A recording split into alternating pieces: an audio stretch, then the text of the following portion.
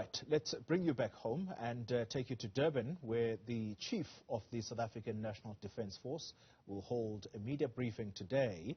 General Rudzani Maphwanya will discuss their role in rebuilding infrastructure damaged by floods and taking aid to victims in affected communities. The army has been stationed in that province for almost a year now, following the July unrest back in 2021, and of course including the April floods.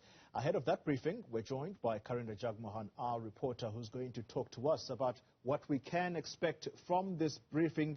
Karinda, some of us may possibly have even forgotten that the South African Defence Force is on the ground in KZN. Just how helpful have they been?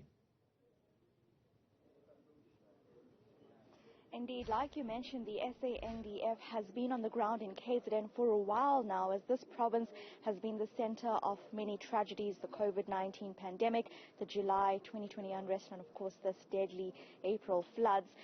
So today, just after 10 o'clock, the chief of the SANDF will be briefing the media about the work they've been doing. Remember, early they've been carrying out Operation Chariot in the province, which was a rebuilding effort following the April floods.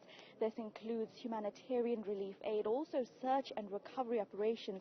Remember, the SANDF helicopters, army helicopters, have been stationed at the Virginia airport for quite a while during April in the aftermath of the floods, and they were assisting SAPS to carry out the search and recovery efforts. We were reporting live from one of the helicopters as well last month.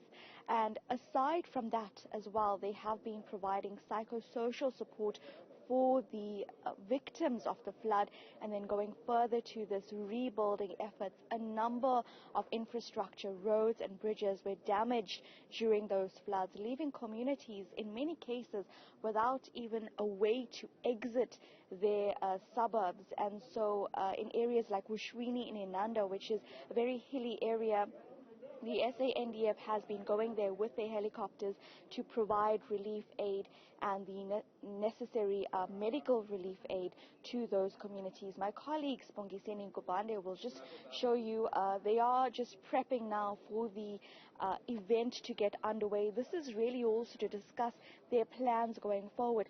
But what is also interesting, Oli, is that we heard just at the end of May, the Defence Minister Thandi Modise speaking about the fact that the army has been spread thin, especially because of their presence here in KwaZulu-Natal, and going forward they may not have enough capacity to attend to another crisis.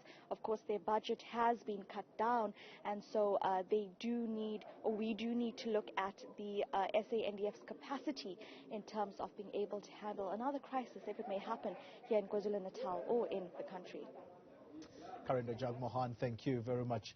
That's just a sense of what the chief of the SANDF is going to be talking to us about. That's